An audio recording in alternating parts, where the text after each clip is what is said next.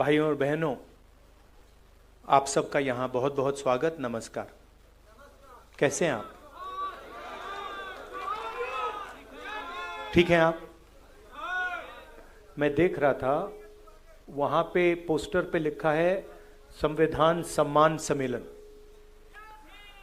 मगर सच्चाई ये है सम्मान सम्मेलन तो है,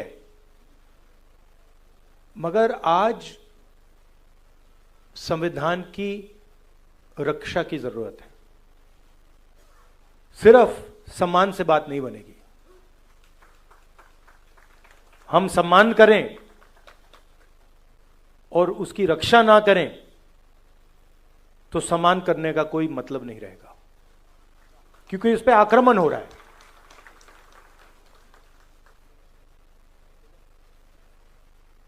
जबरदस्त आक्रमण हो रहा है, चारों तरफ से आक्रमण हो रहा है। सिर्फ एक व्यक्ति, मोदी जी, अमित शाह जी, सिर्फ एक दो व्यक्ति आक्रमण नहीं कर रहे हैं। अलग अलग फोर्सेस, अलग अलग शक्तियां इस पर आक्रमण कर रही हैं। कोई आगे से, कोई पीछे से, कोई साइड से, कोई ऊपर से, और इनका लक्ष्य है कि संविधान किसी ना किसी तरीके से या खत्म हो जाए या फिर खोखला बना दिया जाए।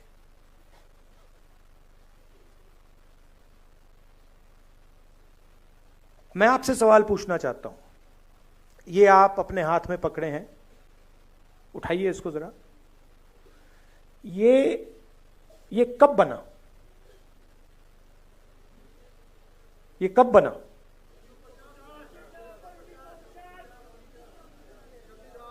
$1950? हाँ,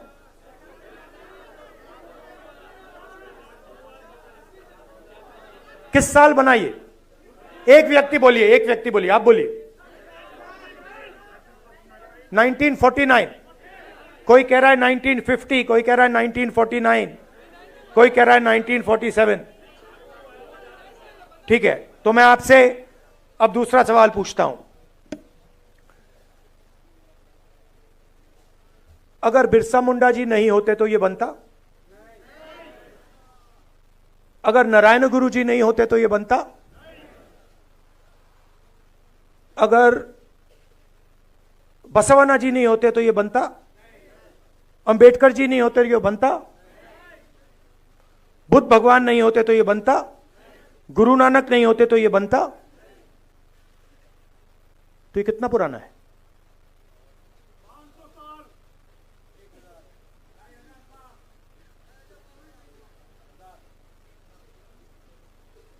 आपने कहा कि ये 50 साल पुराना है, 70 साल पुराना है, मगर ये 50 साल पुराना नहीं है, ये 70 साल पुराना नहीं है। ये इसके पीछे जो सोच है वो हजारों साल पुरानी सोच है।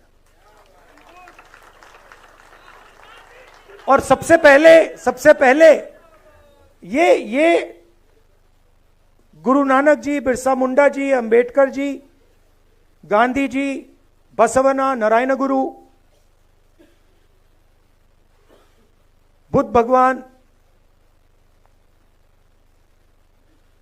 उनकी सोच ने बनाया है।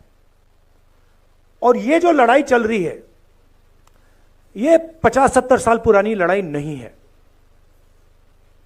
ये हजारों साल पुरानी लड़ाई है। तो अगर ये कॉन्स्टिट्यूशन बिरसा मुंडा जी की सोच का है, गुरु नानक, महावीर, बुद्ध भगवान, महावीर जी, अगर ये इनकी सोच का है तो इसके विरोध में कौन सी किताब है?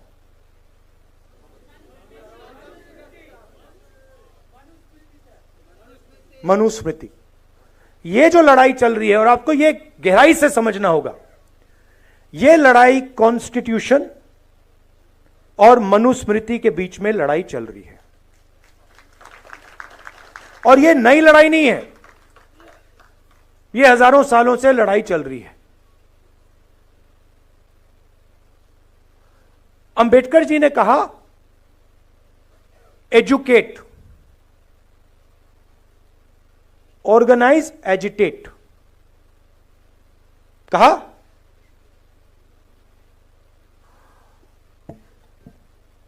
तो जब वो कह रहे हैं एजुकेट, एजुकेट का मतलब क्या? हां, किस चीज के बारे में? सिर्फ अपने संविधान को जानो, अपने हक को जानो, और मान लीजिए अगर एक युवा आज फिजिक्स बहुत अच्छी तरह समझ जाए, क्या अंबेडकर जी उसे एजुकेटेड कहते? क्यों नहीं? हां, अंबेडकर जी का मतलब यह था, एजुकेट का मतलब यह है कि आप कौन हो, आप कहां खड़े हो, आपके चारों ओर क्या हो रहा है, कौन कर रहा है, किस प्रकार से कर रहा है। एजुकेट का यह मतलब है। एजुकेट का मतलब यह नहीं कि आप कॉलेज में चले गए, आपने फिजिक्स की डिग्री ले ली, आपको अपना इतिहास नहीं मालूम, आपको अपनी हिस्ट्री नहीं मालूम, आपको अपनी समाज में जगह नहीं मालूम, तब आप एजुकेटेड नहीं हो। अब आज क्या हो रहा है मैं आपको बताता हूं। जब बीजेपी के लोग आदिवासी को वनवासी कहते हैं, तो वो क्या करने की कोशिश कर रहे हैं? आपका जो इतिहास है, आपका जीने का तरीका है, आपकी फिलॉसफी है, आपकी साइंस है, मेडिकल साइंस है, जिसको आप हजारों साल से चला रहे हो, उसको वो खत्म करने की कोशिश कर रहे हैं। वो आपसे कह रहे हैं कि देखिए, आदिवासी का मतलब क्या? आदिवासी का मतलब जो सबसे पहले मालिक थे। वनवासी का क्या मतलब है? जो जंगल में रहते हैं। देखिए फर्क, देखिए, मान लीजिए यहां पे आप लोग बैठे हो और ऑडिटोरियम में आप सबसे पहले आए, ऑडिटोरियम आपने बनाया, ऑडिटोरियम की जमीन आपकी, और मैंने आपसे कहा भैया आप वनवासी हो। इसका क्या मतलब है? जंगल में जाओ, ऑडिटोरियम तुम्हारा नहीं है, इसका यह मतलब है। तो जब ये शब्द का प्रयोग करते हैं आदिवासी वनवासी, यह सिर्फ एक शब्द नहीं है, यह आपकी पूरी हिस्ट्री है। मैं हिंदुस्तान के एजुकेशन सिस्टम में पढ़ा हूं, स्कूलिंग मेरी पूरी हिंदुस्तान में हुई।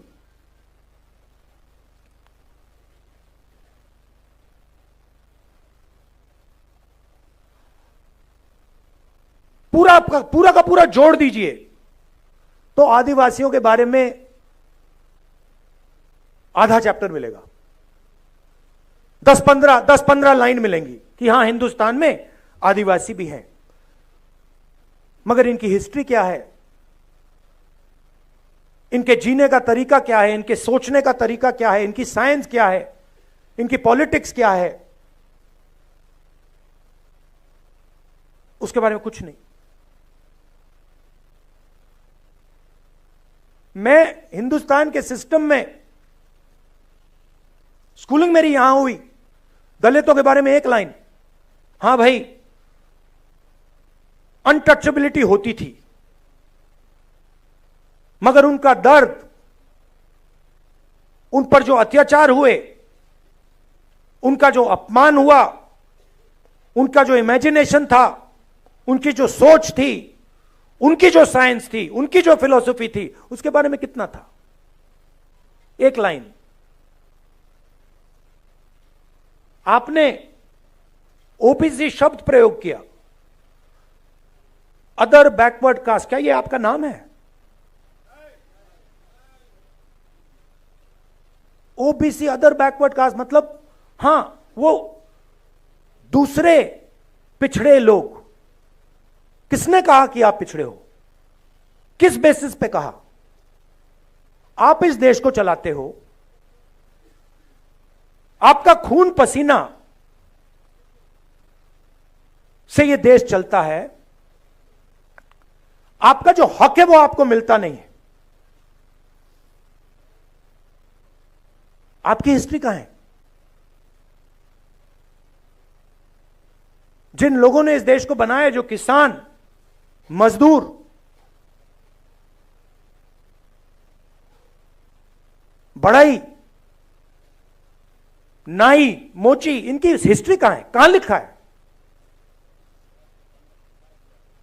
फाड़ दिया गया। जैसे कि हिंदुस्तान के 90% लोग हैं ही नहीं।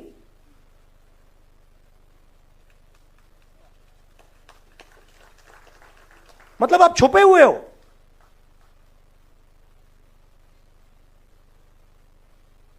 हिंदुस्तान के कॉर्पोरेट्स में देखिए आप, 250 कॉर्पोरेट्स की मैंने लिस्ट निकाली।